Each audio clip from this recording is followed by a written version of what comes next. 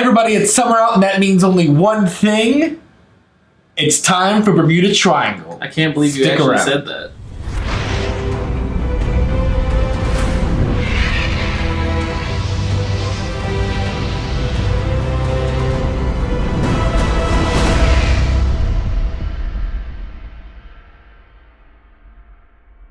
Everybody, welcome to Damage Check, your source for everything Vanguard related, bringing you the news, spoilers, everything, and the like. I am joined with only one other partner today. The best partner. Only my favorite partner.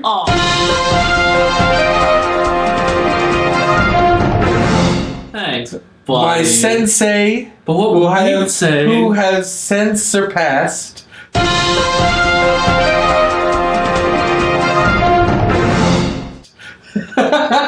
Run that by me again. Ryan the Doombringer Griffin. Hello. So, we've been busy, guys, which is why we've been kind of a little lax. Nate's busy with school. Brax's car is broken again. I'm being successful. You're being successful. I'm trying to be. Wait, I'm successful, and you're trying to be successful. There we go. Oh, well, okay. I guess we can do that. So, but it is the summer, Ryan. It is a fact. That means it's time People are hungry for content, and we have nothing to give them. I'm just kidding. So, but that means that, you know, besides taxes, there's one guarantee, and that is the Bermuda set every year. I'm so mad I got the maids wrong. But at least wedding dresses, they have more clothes. Yeah. Sometimes. There's actually one that's, like, terrible. But divorce within a year.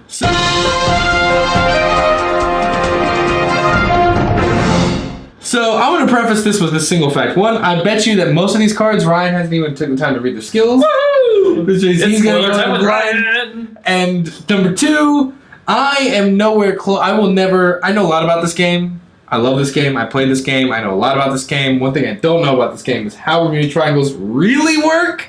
Like, obviously we have a friend who plays them to a T, but I kind of just sit there and go, okay. The line's 45k, okay. Line's 35k, okay. Yeah, crit? I got a crit, PG. My turn? Okay, cool. Because, like, it's so much combo, there's so much bouncing going on, which is kind of ironic given the subject matter, but it's... So, when I read them, I'll be like, I think this is good, and please forgive me for that, because this isn't... I'll attempt to correct him. So, the first thing we're going to talk about is Flying Mermaid Frederica. Auto Vanguard Harmony. It's a flip. It's a stride, of course. It is a stride, not a G-Guardian. It is a stride. And it is auto. Flip a card in the G-zone face up. When this unit's attack hits a Vanguard, you may pay the cost. If paid, select up to one of your rear guards at Harmony. Return it to hand. Select up to one card in hand. Call it to rear guard. Select one of your rear guards during this turn against continuous rear guard. If this unit is in Harmony, this unit gains plus 5k. So, seems like you do a lot of things and a dude gets 5k. So you'll say, you missed the fact that you can just look at how rare this card is and pretty much know how good it's going to be. Except, this is a rare. Yeah, except Old Reindeer. That shit was good. Yeah, you can tell this is your generic rare stride. Enjoy it for what it is. It has to hit, and then you can do things, and then you can bounce things to your hand. It's okay. And then it gets 5k power. That's not bad. It's not bad. It's not bad. I've seen worse strides. Granted, you need things to turn on your bouncing effects, but yeah, I've definitely also seen worse strides. I've also seen a lot better, as there are better ones to come. So next is the G-Guardian, a G-Guardian for Bermuda Triangle called Hand in Hand Leona. So G-Guardian, when this unit appears in Guardian Circle, selected on one of your rear guards, you may return it to hand. If you did, select a card in hand, call it to Guardian Circle. If that card is the same name as the card returned to hand by this effect, during that battle, that unit gets plus 5k shield. So most likely you're going to end up with 10k extra shield. Total. Down one card, 10k shield. Basically.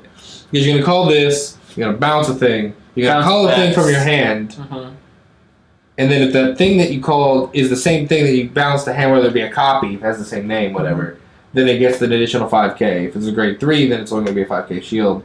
But if it's anything else in the game, it'll be 10k shield. I think for the most part, yeah, this is going to be 10k shield. Most of the things you're bouncing are rear guards that are 5k shield in the first place. Unless you somehow like bounce a PG and then call the PG, because I think that would trigger this. Why would you do that? I mean, I guess if you had a PG on board, but you shouldn't have one of those anyway. Well, there are some PGs that bounce, but why would they be on your board still on your opponent's turn? So yeah, you're right. That's a good point. I was just saying, it's possible. It's possible. I don't really recommend that you do that. Definitely. So, next we've got card of the day. Duos. We got more duos. Mm-hmm. Duo create Quill Iria. I guess that's how I pronounced that right. So, this one is one with 2 arts. I'll show Ryan so Ryan can enjoy it. And if Nate's feeling in particular good news, maybe he'll show you the winning SP, but I doubt he will. This is the... oh no, it has 2 arts because it's a duo. It's a duo. I thought it was a wedding. I apologize. Keep it up, friendo.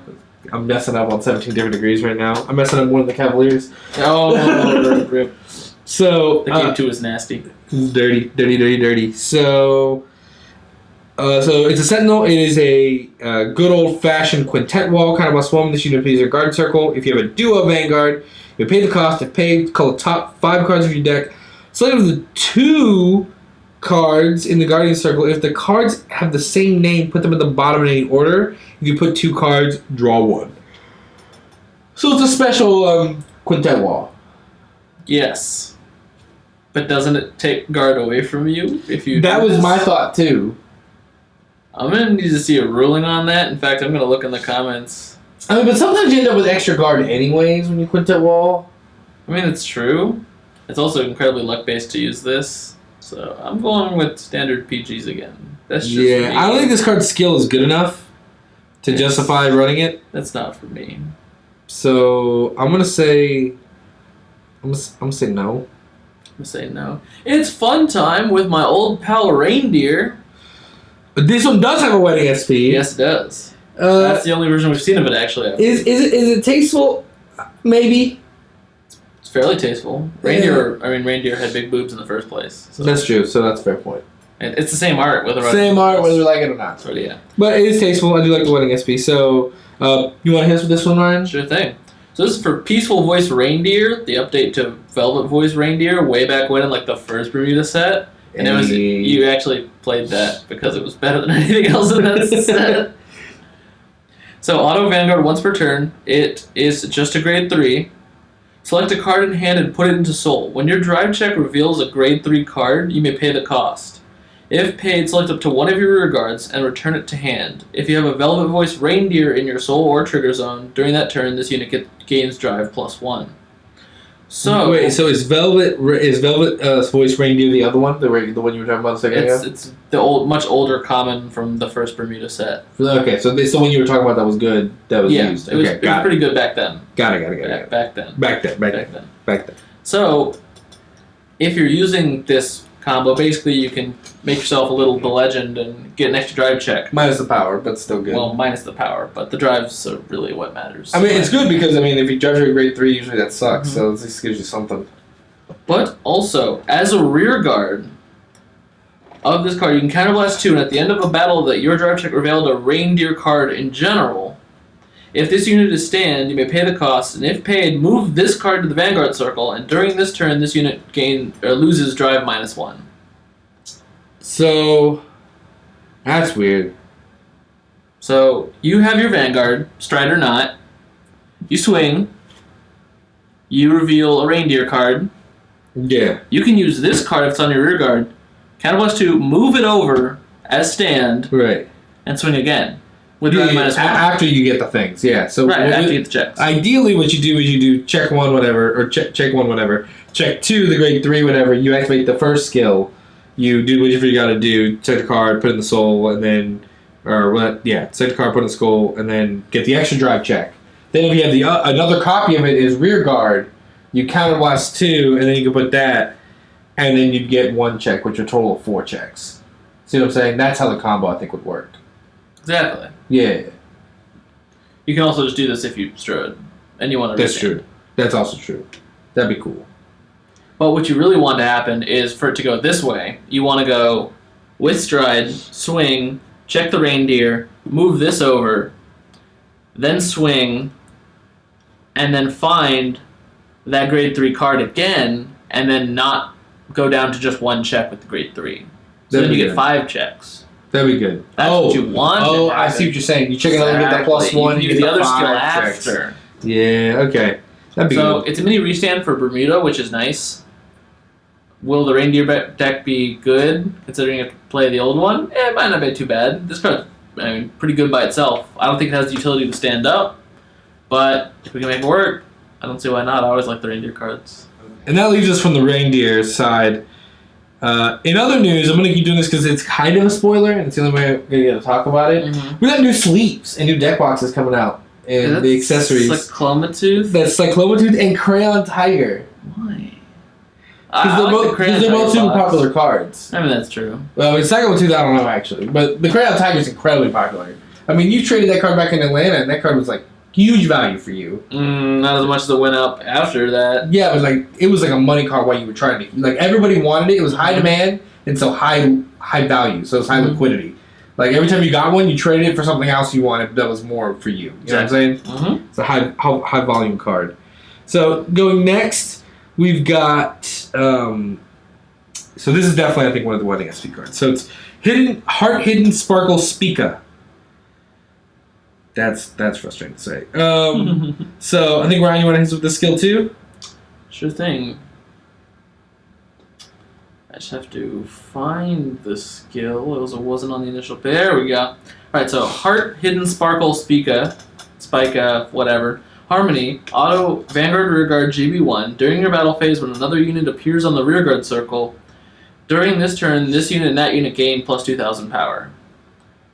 Auto Vanguard Rearguard, Counterblast 1, Soul Blast 1. When this unit attacks a Vanguard, if this unit is in Harmony, you may pay the cost. If paid, select another rearguard in Harmony, return it to hand, select up to one card in hand, and call it to the rearguard circle. So, this more or less combos with itself a little bit by, one, putting something else in Harmony, or allowing this and something else in Harmony, and then bouncing that thing and putting another card on the rearguard. Yeah, also, this is like their grade 3... Actually, you can stack these during the same attack. Yeah, you can. Also, this is their other grade 3 kind of Harmony dude. You know how like every clan gets their like grade 3 that has a Counterblast 1, Soul Blast 1 skill. It's usually top 5, search the keyword. Yeah. But this one ends up being more like on board kind of thing that Bermudas would do. Also, I think she's the flower girl of the wedding. Are we really doing this? We're doing it! Oh my god. It's happening. Please, no. Let it happen. Just embrace it. No. Alright. So there are occasionally times where Bushiroad just messes up names. Terribly. And this is one of those cases where this is getting renamed. And if it doesn't, please someone play it so they can make the jokes. So we got 2 cards. One's a grade 2, one's a grade 1. Grade 2 is called One Stroke Art Carla. And the other one is Title Art Marie. Let's all get back to jokes. Get past the jokes, everybody. Alright, now we're in. So, Harmony, auto rearguard GB1 when this unit attacks. If this unit is in Harmony during that battle, this unit gets plus 4k. And continuous Vanguard rearguard, if you have Title Art Marie in the same column as this unit gets plus 2k power as well. So that's pretty good. That's not bad. So, the G1 Title Art Marie says Harmony, act once per turn, GB1, Soul plus 1 if this unit is in Harmony. Select another unit in the same column as this unit during this turn, it getting power plus 4k. And then continuous, if you have One Stroke Art Carla in the same column as this unit gets plus 2k power. So this is kind of their combo systems. Think of the Dorant Claudus kind of thing, or kind of the the most similar thing I can think about in the same vein, you know? So, next we have the BN Prism Trio. And I think BN stands for brand new. Yay. Yeah. So we got brand new Prism Emerald, brand new Prism Garnet, and brand new Prism Sapphire. So There are grade 1, a grade 0, and a grade 3. So the grade 0 is the Forerunner Sapphire. And it says, auto rearguard when a grade 3 or higher card with Prism in its original name appears in Vanguard. Select another Prism rearguard and you may return it to hand. I think that's pretty good. It could definitely be worse. All about getting that bounce. And then, usually... And what's good thing is this is going to work when you ride the Prism, and then when you stride the Prism chick, not Labrador, but the one that looks like Ellie. I know what you mean. Emmy. That is Labrador. Is Labrador that one? That's the grade 3. Not the brake ride? I think there's also a stride that's Labrador. No, there is a stride Labrador. Is that the Labrador, though? That's what I'm making sure. Either way, it's the stride Prism. I would say yes. It's the stride Prism. And so when it would appear on Vanguard, then you get the bounce card too, which would be nice. Oh, yeah. I think. And then, as well, you got Garnet, which is the grade 3. And it is... We're back to Limit Break 4, my friend. It's about that time. So, auto, Limit Break 4. When this unit attacks a Vanguard, you may select up to 3 Prism cards in hand. Call them to separate rear guard. If you did, during that battle, this unit gains continuous Vanguard Limit Break 5. This also gives us an Ultimate Break skill. This unit gains +1 drive. Yes, by the way, there was a Stride Labrador. The Stride Labrador, okay. So, auto, Vanguard, Counterblast 1, other skill. Auto, Vanguard, Counterblast 1, Prism, so a special Counterblast. When this unit returns to hand from Vanguard, when your unit returns to hand from rear guard, you may pay the cost. If paid, select one of your units, and during this turn it gains power +5k. So you can definitely counterblast a lot with this and give huge power lines when you do the swing. The Limit Break 4 and the Limit Break 5 skill is interesting. Is it cool? Sure. Is it? I'd really rather use Labrador. If I have to be stuck on a grade 3 Prism, I'd rather have Labrador. I'd rather have Labrador and get that crit. Mm-hmm.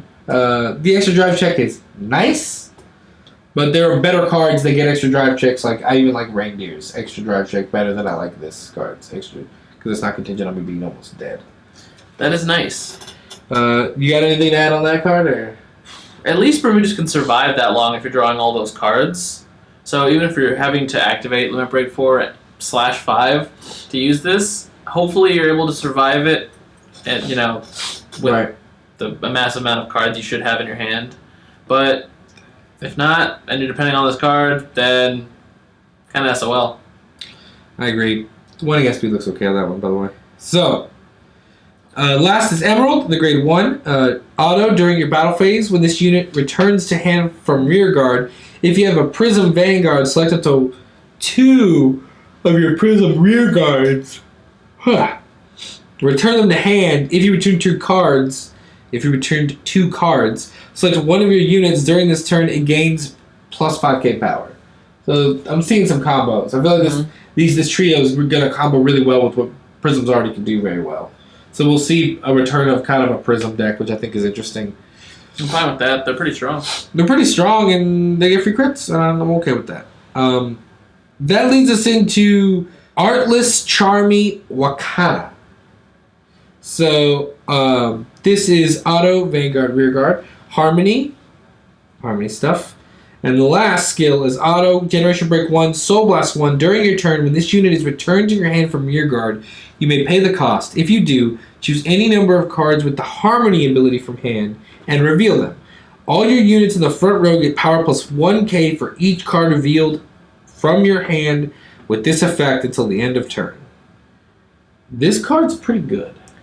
It can be very good as a finisher, like just to use that effect to gain some more power that you need. I don't know if I foresee this actually making it into decks, as I don't know. I personally am against the whole revealing your hand to do things. Because it gives away a lot of information. It does, in fact, reveal a lot of information. If you show your opponent how many cards have Harmony in a Harmony deck, then you're pretty much telling them, well, everything else is triggers or PGs, so now at least I can see the 5Ks, and then if they start dropping guard, then I can more or less know what's going on. I guess this will be good in the cases where you're like 1k short of hitting a magic number. drop this, reveal 1 card. But now you're wasting a Soul Blast, reveal 1 card. And you have space already for it. Yeah, exactly. So for an 8K, if I'm not mistaken. Maybe someone can take this and build it.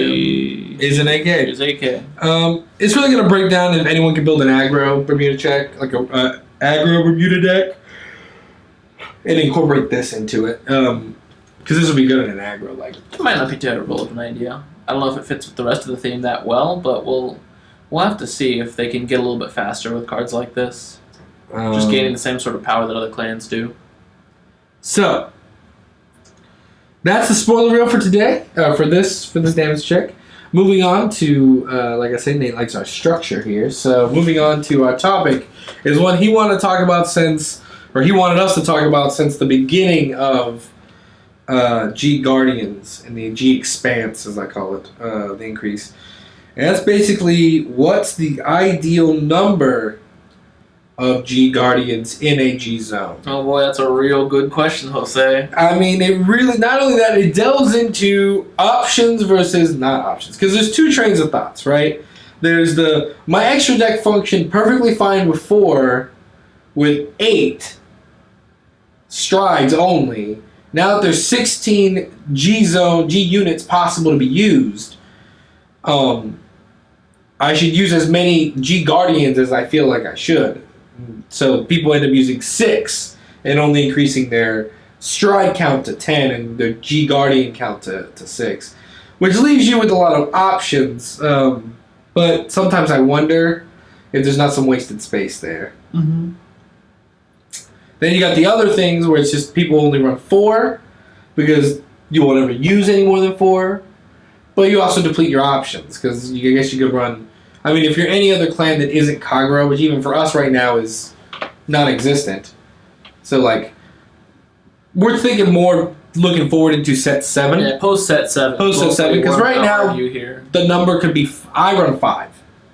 I think 4 is too little options, and 5 lets you abuse and stuff. That's why I play 5 draw turns.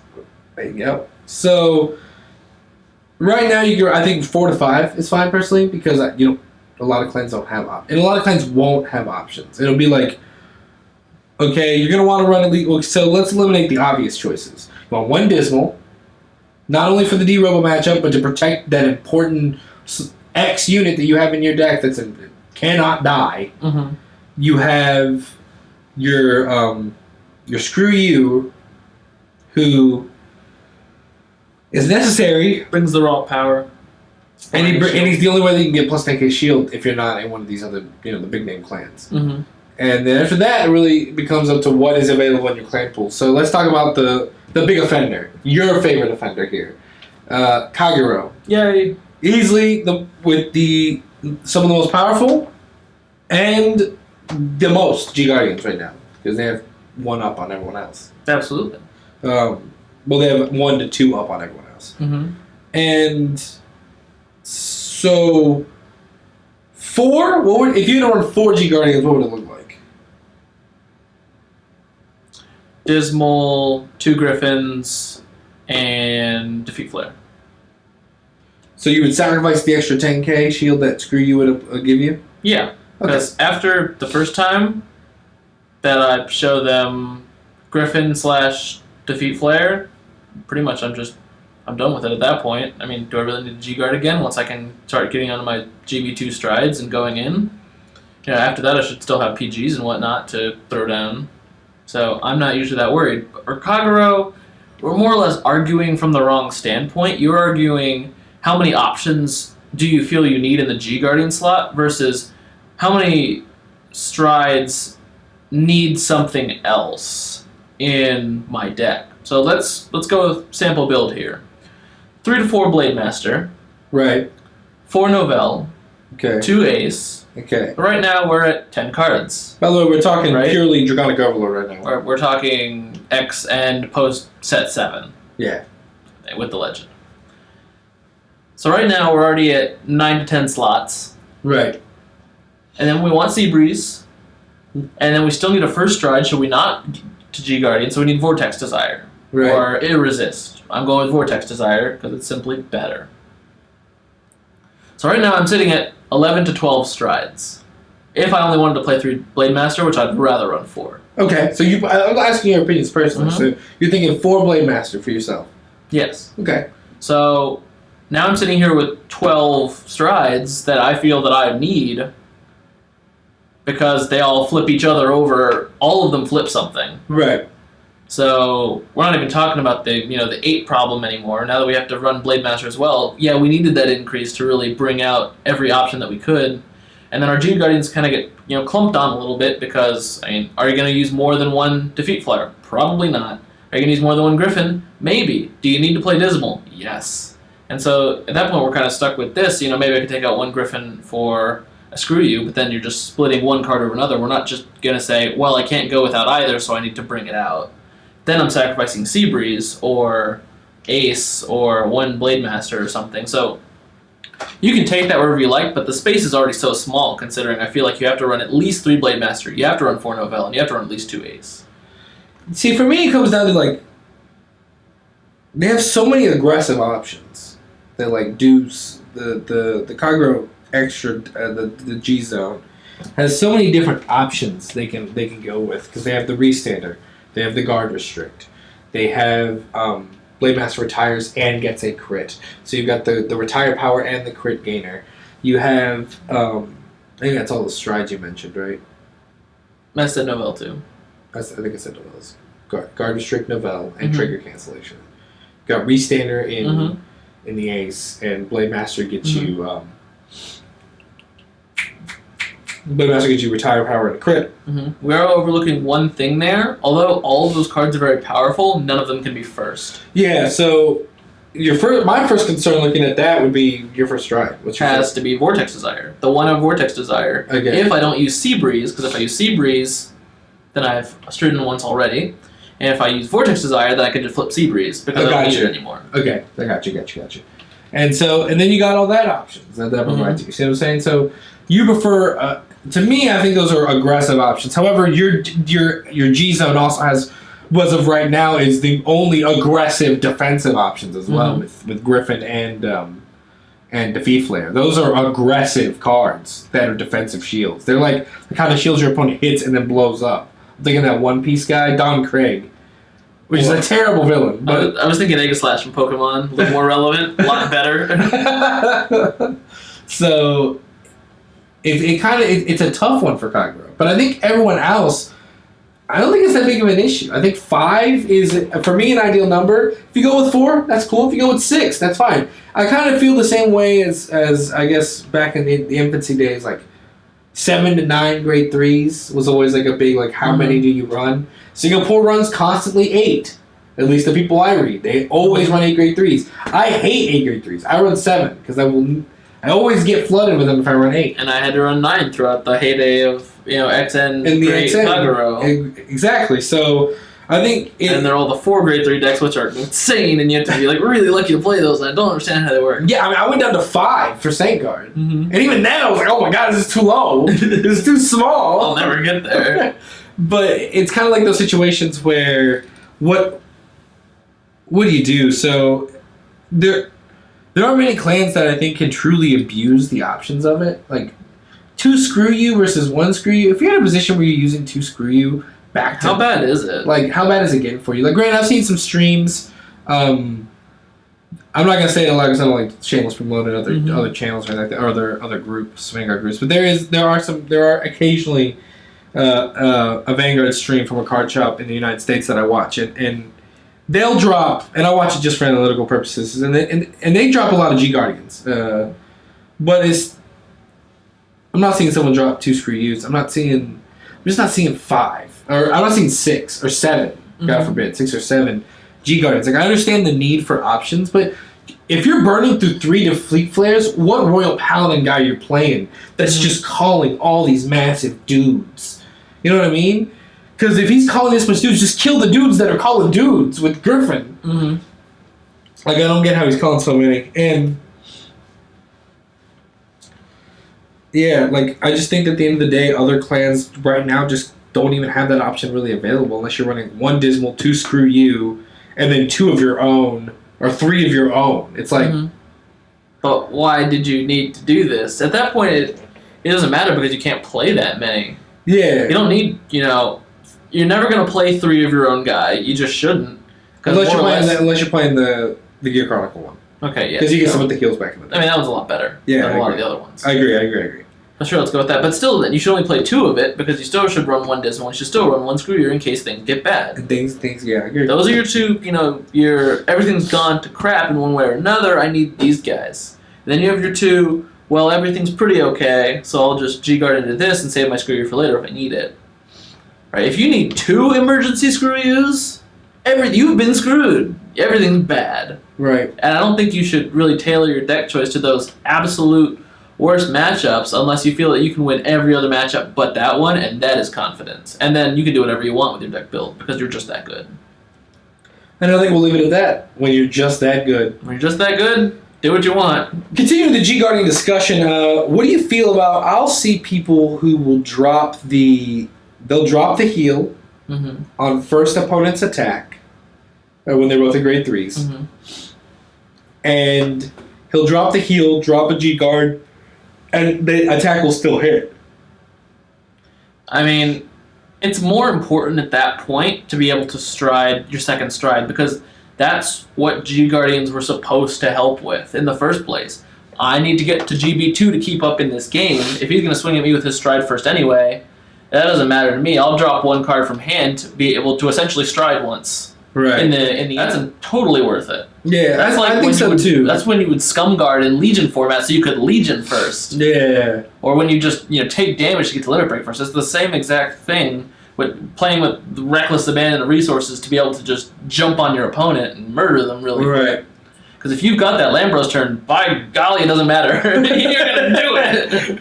Yeah, I agree with you to a certain extent. Sometimes I think that people do it too recklessly. I think it's still something that people are still figuring out. When is the right time? That is not an autopilot thing whatsoever, unlike Limit Break or maybe even Legion was. Legion, yeah, because in Legion, it doesn't matter. You drop the Quintet Wall. If he's swinging at you with a 9K, drop the Quintet Wall. See me the one. I need these 5 dudes in the drop. We're putting them back. Everything's going to be okay. Here we go. It's a little more iffy. You're sacrificing a heal that in all cases with Gear Chronicle, you might not get back. And a first turn next stage might not be worth it. It might be better to go into Metallica Phoenix, get the bunch of swings with Time Leap before you get, because if you do the heal and then you can technically go to the next stage first. But then you're talking about different decks versus a mechanic that can be used to save you. So should you look out for this play? Yes, because you know what, it does matter to be able to get to GB2 first. And if the attack hits anyway, oh no, maybe you should have used it on a rear guard or something, but get some value. Yeah. Other than that. And the last topic of discussion is an interesting thing that people have been up in arms about. It's actually about our old friend Seabreeze. Oh, yes. Because people are claiming it needs to be restricted in small circles.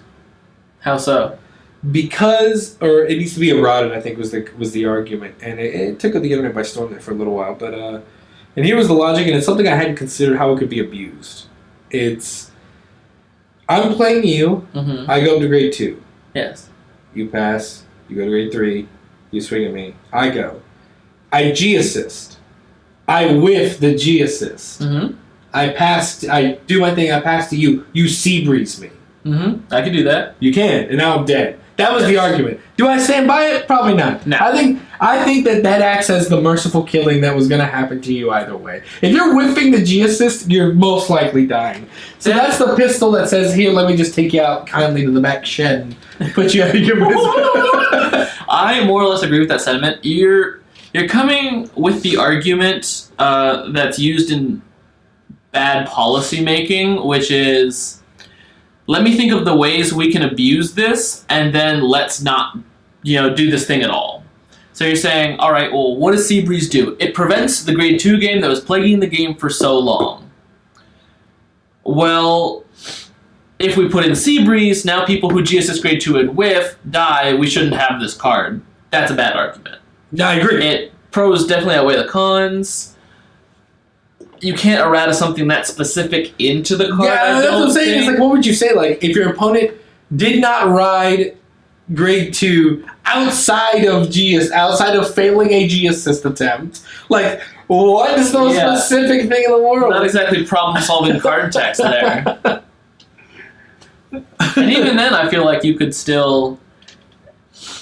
There might even still be a way to go in on that if you were to only work run that like way. 3 grade 3s, so you intentionally whiff it so your opponent can't Seabreeze you. See what I'm saying? Like, I don't like it.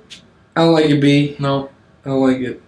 So I think it's. Do I acknowledge that it is an issue? Yeah, but I mean, there is no such thing as a perfect card. There isn't. I mean, Dote, if you don't have it in hand. Thing Saver, if you check the Thing Saver.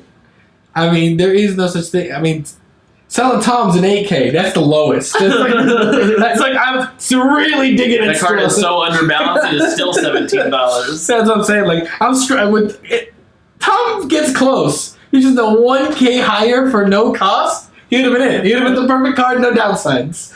Would have been the end. Well, he made you run 8K vanillas just so he was useful. So that's about the closest it gets to perfect. I mean, Sword Me was not a perfect card. Was it a good card? Yes. Was it a perfect card? No. Denon, close. No. You need 6Ks in bad lines. So, I mean, like I said, Tom gets the closest. There's no such thing as a perfect card. There's always a way to abuse it, just like running AK vanillas with Tom to make it devastatingly dead in a deck that can predict what it gets at the time. I mean, see what I'm saying? There's always... And then you can run different 8K vanillas, because we had those, and then mark your deck.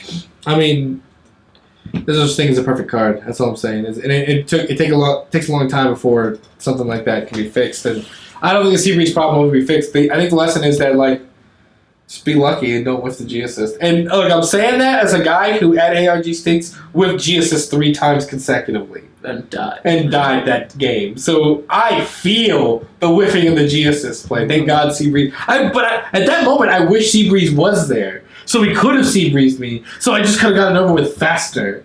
Because like there was no debate here. I knew I was going to lose. He knew I was going to lose. But I'm not going to give up. But I'm not going to give up. Bitch.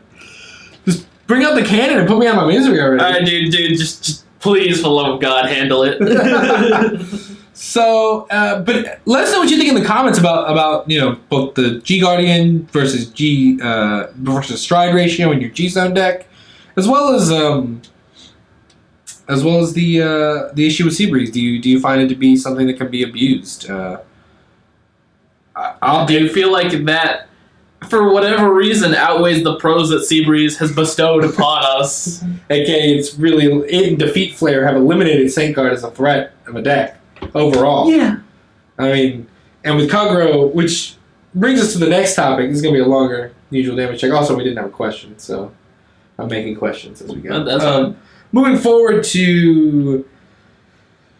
And we're going to make another video shortly about this, but Kagro's going to be up in Storm now. Kagro's going to be the new daddy. Not I'm saying he's meta broken or anything like that, but I'm saying, like, he's got a boatload of new support. Kagro wasn't lacking in fans before this. It's not going to be lacking in fans afterwards.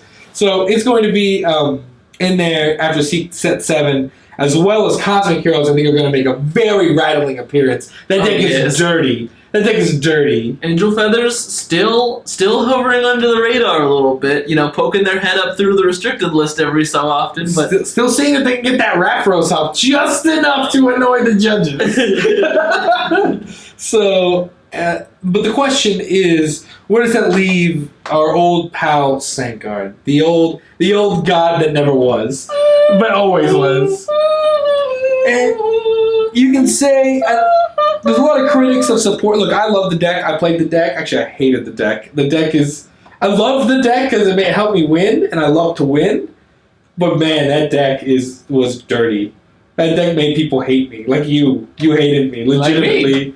Nate hated me legitimately. He hated me. And he hated that deck with good reason. But the question is, where does that leave that old, amazing deck? You can say there's probably a lot of supporters out there who are going to say, look, we might still get the Daigo set. We don't know. Number 1. 2, would it make that big of a difference? I don't think so. And 3, and most importantly, you can say you shouldn't tailor your deck for one build. You shouldn't tailor your deck just but now the number of decks that can start to question Vanguard's power is increasing. Mm-hmm. And these decks are not popular.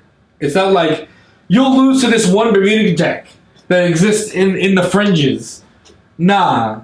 You're not going to see that. I'm playing Kagero. There you go. Yeah, no. You're going to be, in the next coming up tournaments, you're going to see Kagero, Angel Feathers. 2 decks that madly question. What I'm sensing is a big recall to, I'm sorry to bring back these days, GBT02 Kagero days, when Kagero just got kicked out of the meta by Aquaforce. Yay! By Lambros just coming in and be like, we don't need you. And then Royals came in the background like, it's finally my time to shine. And I think we're finally seeing Royals finally get kicked out of, the, or at least Vanguard and old Royals finally get somewhat kicked out of the game and give a chance for G Royals to finally shine. I think I will never say this ever again. Bushi. I will never say it this way again, but this might be out Miles' time to shine. Yeah, I'm not gonna lie to you. That deck is, with the more late game focus, it's probably better. Games are lasting longer, and now that they have the stride that can call more dudes, and when you're facing against a deck that retires all of your back row dudes, you need to call more dudes, and that's important. So it gets really iffy there. And Ryan, what do you think? What do you think post 7? What threats are you seeing on the horizon? Because right now we're gonna talk about this in another one. Meta's open, dude. Meta is like waiting for someone to grab it by the horns. I think Kagero's gonna give it its best effort. And now that we have another real main set to kind of boost up a few clans, I think, like you said, I think Cosmic Heroes are going to start wrecking people out of nowhere. You're like, I don't think I've ever played against this deck. Oh, wait, I heard about X-Tiger once. Oh my god, what happened? I died. What is this Grand Gallop thing? Why is he swinging for 4 checks? Oh my god. And 4K? So many 4Ks! Is this stack with Laurel? There's no god. Kagero's just ability to do whatever it wants now, it's currently king of the options. But, I mean, that's not to say that we can leave out really anything else. I mean, we haven't had a lot of tournaments to say after Fighters Collection outside of streams that Jose watches for analytical purposes of what a lot of decks can do now that they can run up to GB2 first. I mean, that was Aquaforce's problem for a while, was that they were really slow at first, and then they got really fast with ripples, and then they slowed it down again, and now they're stuck with. But then they were stuck with, the Avos and Blue Wave, which I wouldn't call that stuck. Yeah. But now that they can run up on their GB2s faster, what's anybody to say that Aquaforce can't be good? Or any of the other cards that have ridiculous, GB2 cards, but just never made it like Alt Mile in the first place. Oh, I'm trying to see if Shadows will make a new pop, but it seems like Revengers have finally put to bed for a while. Which is, I mean, granted, I saw a deck listed today. It was called Abyssal Chicken, and it was RFD and Abyss. I just thought that was a great name for the deck, Abyssal Chicken. And I think that deck is the only Revenger build worth running, and the rest of them are kind of, Revenger-wise, are dead. I mean, Vortimer, I think, can show a good shining, taking the fact that he can also abuse, that get into the late game. Needless to say, I think we're finally getting to an era where, minus Kagero, because Overlord keeps getting support, the old builds are starting to fade. It's starting to become just arcane. Because G-Break is finally becoming something that can be achieved easier. It wasn't like, the only way I'm going to get this off is with my first stride. And if my first stride's better than your first stride, then I'm going to win more of the time. See Regally and Orgeyser. Yeah. Versus Tidal Boar Dragon. Exactly. And because now the games are prolonging, I still don't think 25 minutes is enough to finish a game. God, no. But that's the why do so many matches go to time, Bushi? Why is that? Why are your tournaments lasting longer? Because you should have just put it at 30 minutes instead of 25. Well, guys, I think we covered everything that we wanted to cover this damage check. I hope you enjoyed this more in-depth. Ask us more questions, please. and the only way you're going to be able to ask us those great questions is if you go to our Facebook page, like the Facebook page, turn on notifications, put down a question there, post us a question, and say, hey, Ask Absolution, let me know about this. And we'll talk about that, maybe. So, thank you guys for watching. We hope you enjoyed. We'll see you next time on Team Absolution. This is the Jupiter Griffin and the Captain signing off. Peace. Adios, amigo.